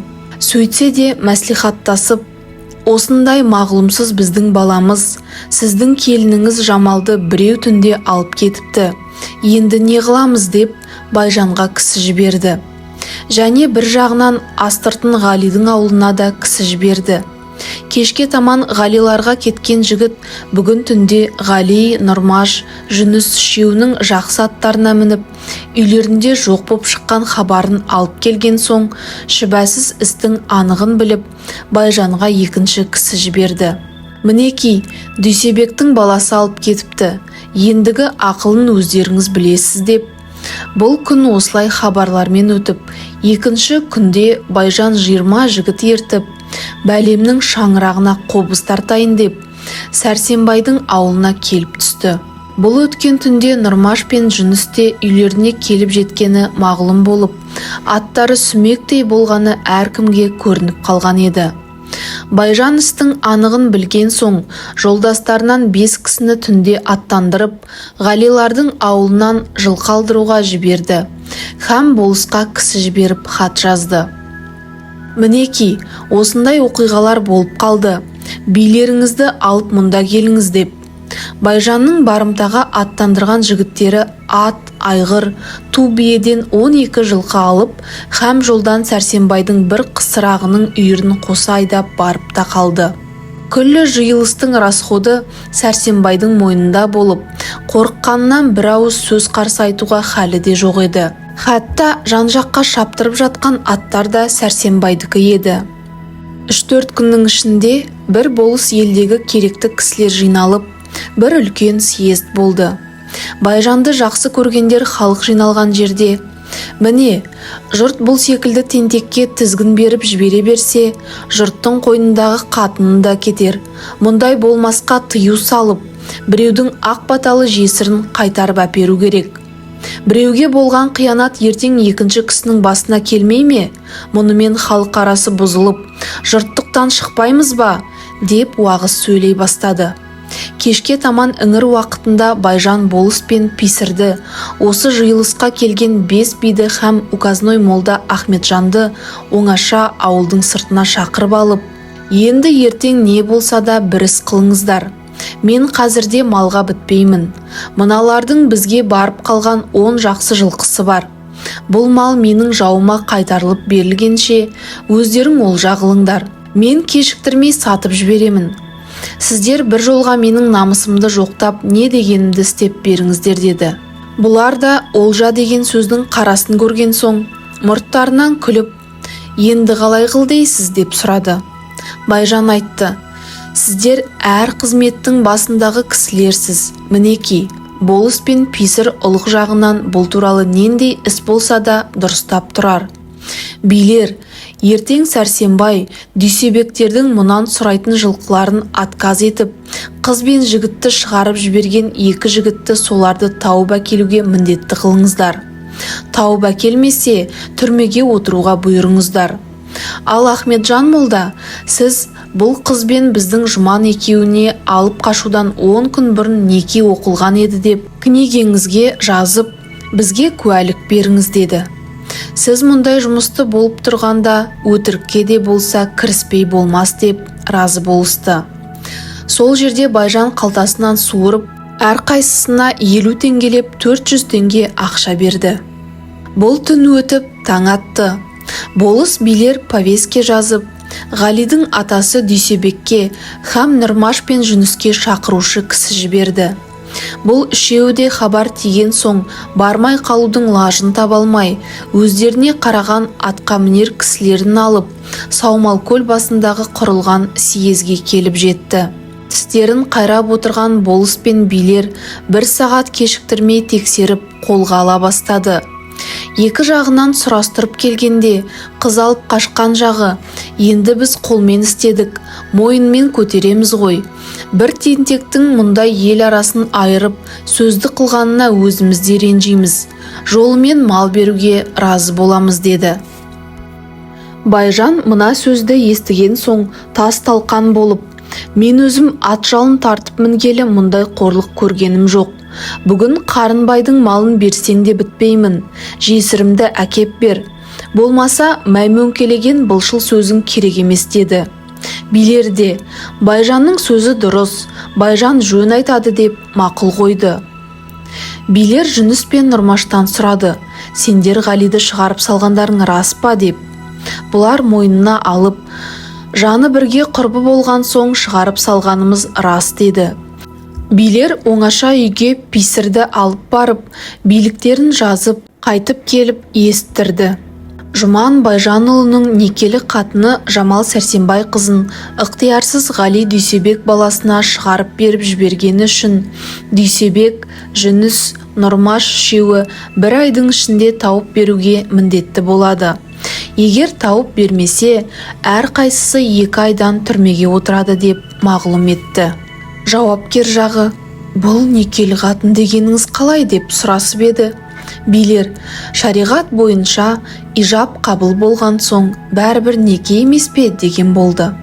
Хақиқатында бұлар указной молдадан өткен түндегі куәлікті алмақшы болып қойғанын Дүйсебектер сезбей қалды. Бұл биліктен кейін Дүйсебек, Сәрсенбайлар Байжанның барымтаға алған жылқыларын сұрап биге түсіп еді. Билер мұны қарсы дау деп отказ қылды. Бұл екеуі билердің осы 2 билігіне де разы болмай копия сұраған соң ауылға келіп аларсыңдар деп болыс пен писір книгаларын жауып һәм сол күні халық тарқады. Копия алу үшін болыстың ауылына Сәрсенбай Дүйсебектер бірнеше мәрте барса да, әртүрлі себептер айтып бермей жүргенде 15 күн өтіп кетті. Бұл күндердің ішінде арыз бойынша начальниктен жоғарыда айтып өткен қағаз да келіп қалған еді. Болыс Байжанды шақырып алып ақылдасып, начальникке тағы да қағаз қайтарды. Дауласқан екі тараптың сұрауы бойынша бұл қыз хақында билерге салып едім. Хақиқатта бұл қыз Жұман Байжанұғлының некелі қатыны екен. Растығына Үшбуның Илян бірге жіберілген указной молда Ахметжан Аямасұғлының метрический книгадан берген куәлігі дәлел. Хам билердің билігінен законлы срок, яғни 15 күннің ішінде келіп копия алмады. Соның үшін билікті орнына келтіруге әмір етсеңіз екен деп. Болыстың бұл қағаздары начальникке тиген уақытта Дүйсебек, Сәрсенбай, Нұрмаштар да қалаға келіп жетіп, ғарызларын кіргізді. Өз ықтиярларымен бірін-бірі сүйіп қашқан қыз бен жігітті біз қашырды деп, қанша малымызды барымта алып бермей, өзімізді тауып беруге міндетті қылып, тауып бермесең 2 ай түрмеге бұйырып, уә хам указной молдамыз неке оқыдым деп өтірік куәлік беріп, болыс билер хам байлар бірыңғай болып қиянат етіп тұр. Бірнеше мәрте барғанда биліктен копия да бермеді деп, нендей болған уақиғаны баян етті. Начальник бұлардың ғарызын ілтипатқа алып, болыстан жауап сұраған қағаз жіберді. Байжан әуелгі қыз қашып, халық жиналған күннен бері құпия әр жерге қыз бен жігітті іздеуге кісі жіберген екен. Әрбір барар деген шүбәлі орындардың хаммасында жоқтығын сезіп, ақырында қалада Фатихолла байда екендігіне көзі жетіп, шаһар ішінен қол іс қылып ала алмаспыз. Фатихолла байдың елде алатын 2000 теңгедей несиесі бар ғой. Енді бұл қашқындарымызды сақтап, халқымыздың жақсыларының тентек деген кісісін шығарып бермесең, несиеңді бергізбейміз десек қорқар деп мәслихат етті. Осы сөзді айтуға келген кісіге Фатихолла бай ішінен қауіптеніп, бұлай болуы да бек ықтимал деп ойлап жауап берді. Дұрыс, әуелгі уақытта ұлыққа арыз беру үшін ғана бізге 3-4 күн болып қонған еді. Қазір де бізден кетті, қайда екенін білмейміз. Егер де мұнан былай бізде екендігі білінсе, халқыңыздың не қылғанына разымын деді. Бұл кісі Фатихолла байдың әлгі сөзіне нанып елге қайтты. Фатихолла бай Ғалиға сөйледі. Мына кәпірлердің сырлары өзіңе мәлім ғой. Енді басқа бір жерге барып паналағаның өзіңе де, бізге де пайдалы болар еді. Ғали да бұл сөзге түсініп, «Хайыр, Фатихолла абзи, мен сізге ризамын. Залымдар не қылады деуге болмайды.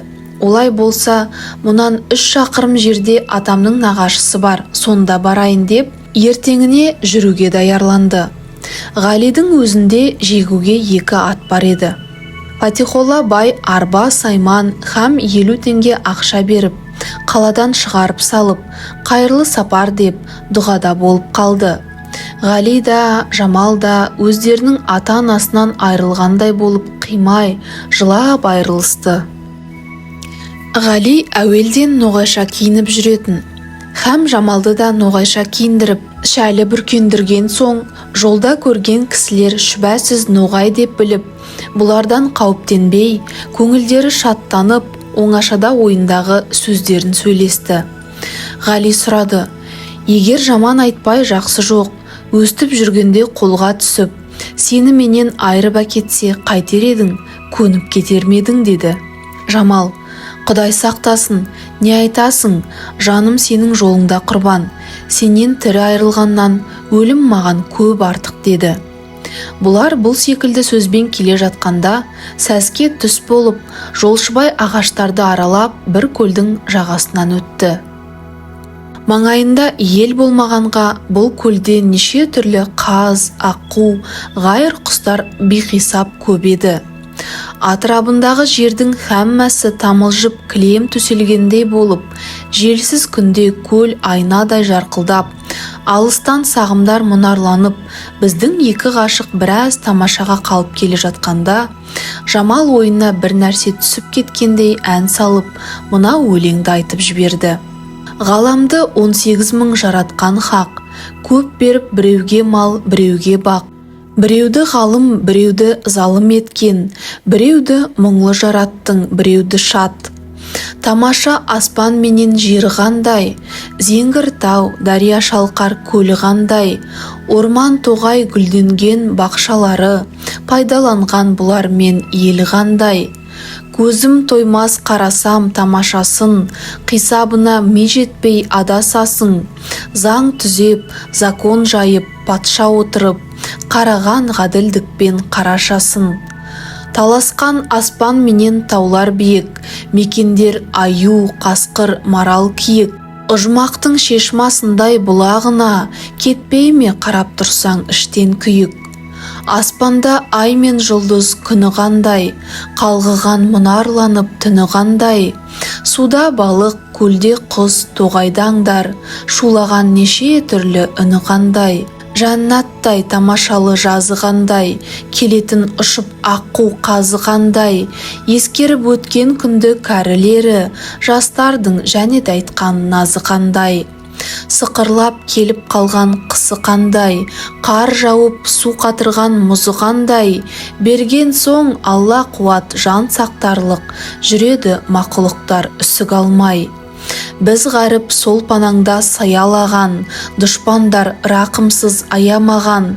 Жіберсең жалғыз тамшы рахматыңнан, болса да құтылмаймыз қай арадан. Ғали Жамал жолда 4 қонып, 40 құдықтағы нағашысы Бабас деген кісінің үйіне келіп жетті. Көңілдері орнығып, қорқынышсыз күннің өткенін де білмей жатқанда, елдегілер бұрынғы қалпынша дауласып, қағаз үстінен қағаз айдап, бір берекесіз аяғы үзілмейтін дауға кіріскен еді. Ғалидің нағашысы да һәм сол елдің жақсы кісілері де, енді бұлар бізді пана тұтып келді ғой, бізді елдігімізді көрсетіп қорғалық. Көп болса 2 жыл дауласар, оның аржағында өздері де шаршар деп, жастардың көңілін бұрынғыдан да қуантқан еді. Бұл мүсәпірлердің бақытсыздығына қарсы бір күні Ғали төсектен ауырып тұрды. Нағашылар да үрпейісіп қалып, Жамалдың түсі қорыққанынан өзгеріп кетті. Ғали, тұла бойым қызып, сүйектерім сырқыраған секілді болып тұр деп тынши алмай, науқасының күштілігі көрініп, төсектен тұрмай жатты. Науқасы күннен күнге ауыр тартып, 4-5 күннің ішінде бек қауіпті секілді көрінді. Әрбір тамыршы дәрігерлерді әкеліп тамыр ұстатып, ұшықтатып қақтырып көрсе де тәуір болмады. Жамалдың көзінен қанды жастар төгіліп, ас ішпей, кірпік қақпай зор қасіретке кірісті. 1 минут Ғалидің қасынан кетпей, хаман ауырды деген жерлерін сипап, мөлдіреген көздерін Ғалидан алмай қарап отыратын болды.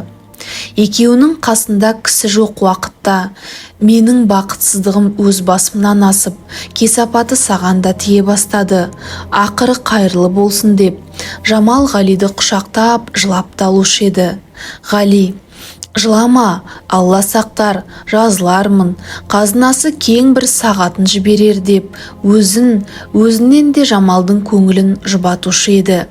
Сөйтсе де дерт күшейіп, Ғалидің халі нашарға айналды. Нағашылары еліне хабар жіберелік деп еді, Ғали рұқсат етпеді. Алланың жазғанынан қашып құтылмаспын, Құдай сақтар, жібермеңіздер деп тоқтатты.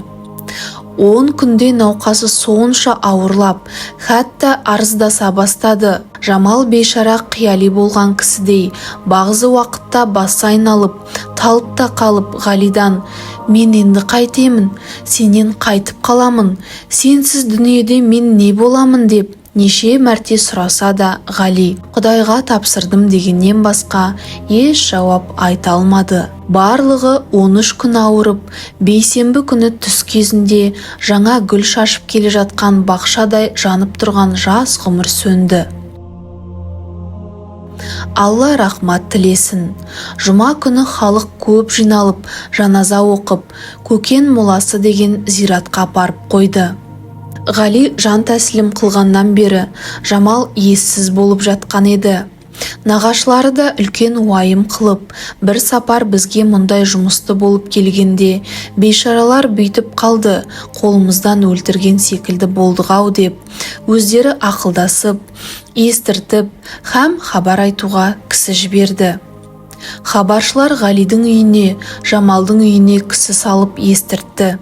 Екеуінің де ата-аналары қағазға жазып келтіре алмастай жылап, зарлап, қайғыланып, дұшпандары һәм сол дәрежеде табалап шаттанған еді. Көп тоқтамай Ғалидің ата-анасы һәм Жамалдың шешесі қасына жолдастар алып, аянышты өлім болған жерге кетті. Келісімен жылап-сықтап, зиратқа барып мауқын басып, ауылға келді.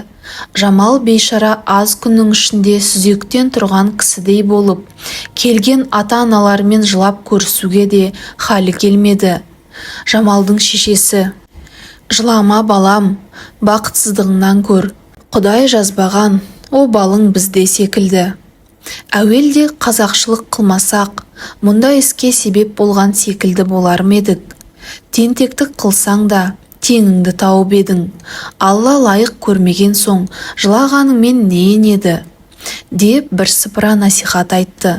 Ғалидің шешесі де жылап: «Қарағым, Ғалижан мен Жамалжан қашан елдің сөзінен құтылып, оң жағымды қарайтып отырар деуші едім.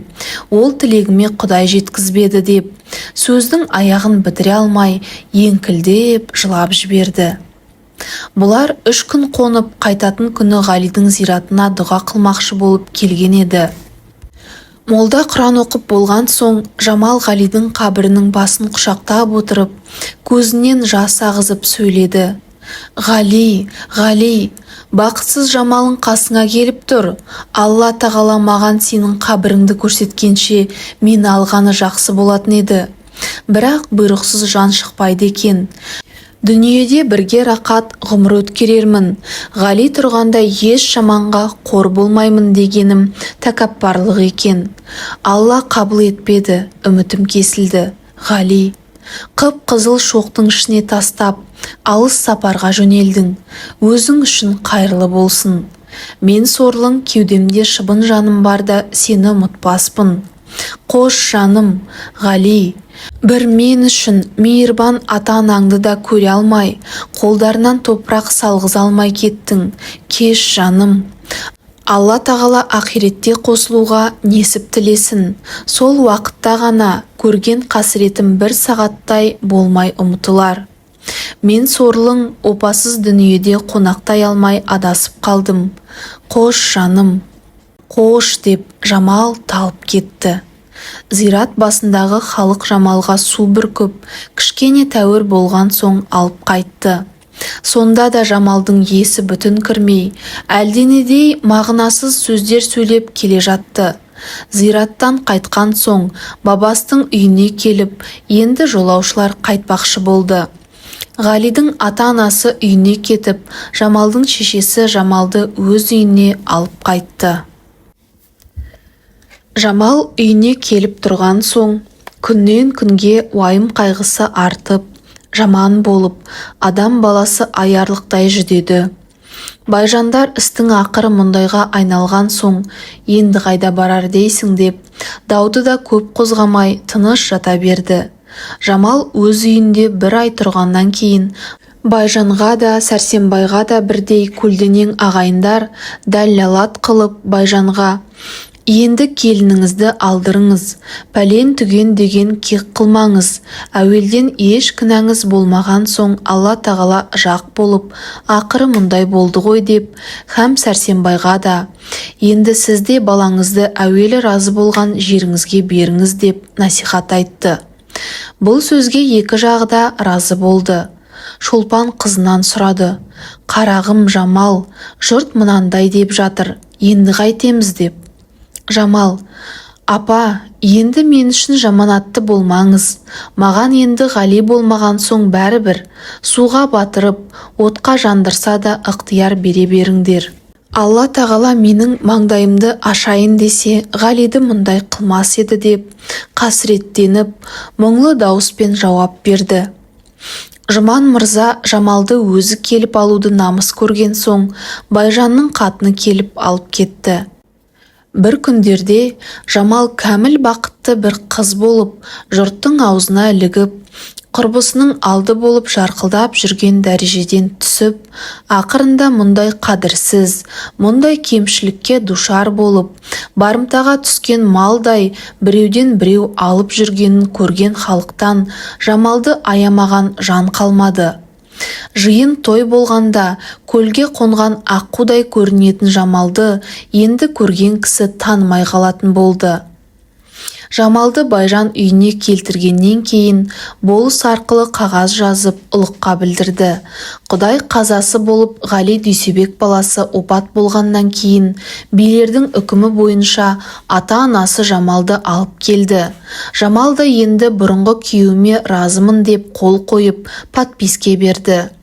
Жамал болып, енді екі тарапымыздың да бір-бірімізден сұрайтын хақымыз, дауымыз жоқ деген соң, күллі бұл іс хақындағы ғарыздар отказ деп начальниктен хабар келді. Бұл оқиғалар тамам болғанда октябрь жұлдызы жетіп, жұрт қыстауларына кіре бастаған еді.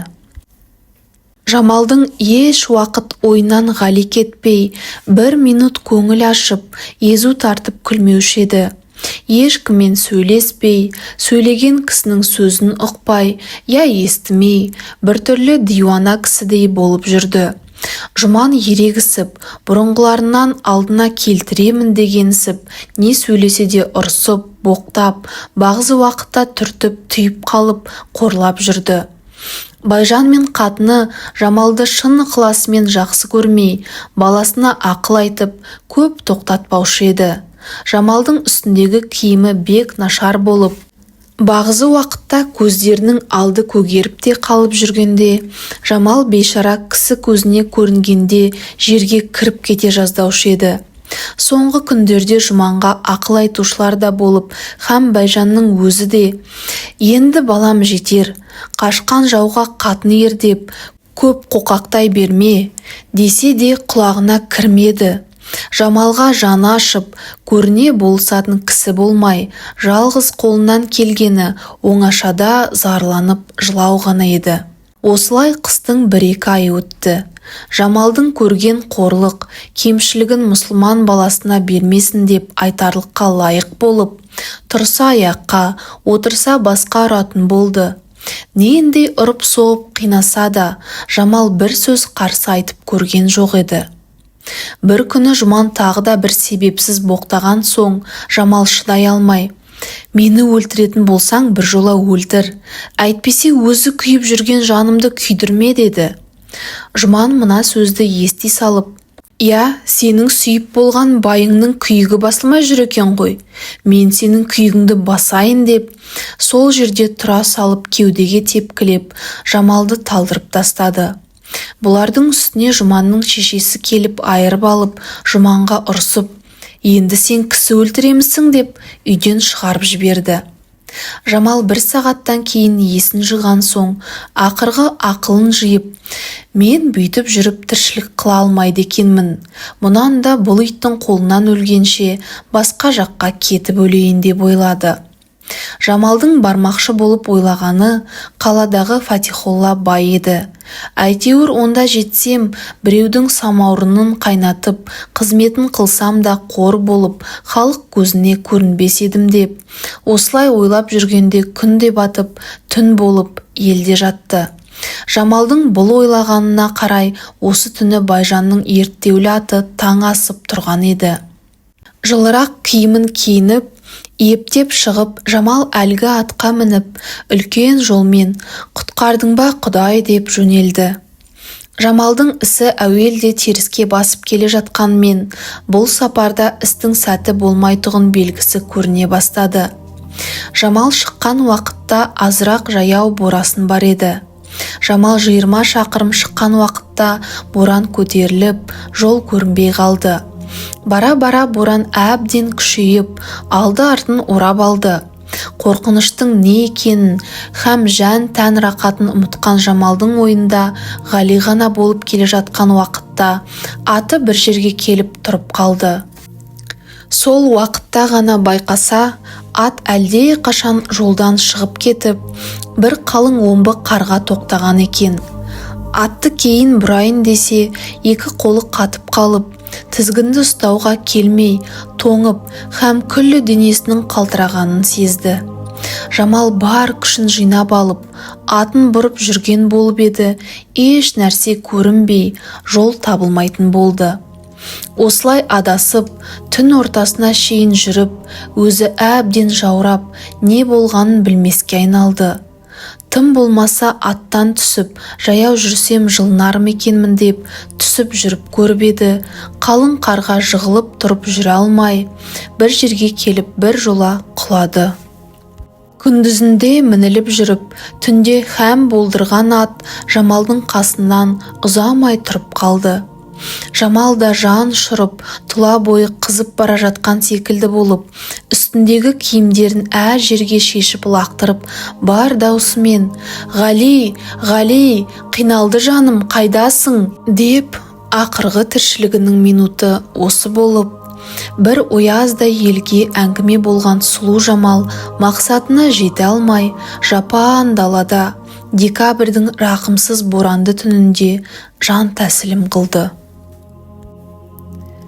Боран Жамал үшін ғана болғандай таңертең ашылып, Жамал бейшара да жолдан жарты шақырым ғана жатыр еді. Сәске кезінде қаладан келе жатқан 5-6 жолаушы әлгі жерге жақындағанда, жол үстінде қалтиып тұрған бір ерттеулі атты көріп, бұрылып келіп шүбәланып, мұның иесі қайда екен деп, жан жаққа аттың ізімен жүріп іздегенде, Жамалдың үстінен түсті. Көрсе, бір әйел адам, қасында шашылып жатқан киім.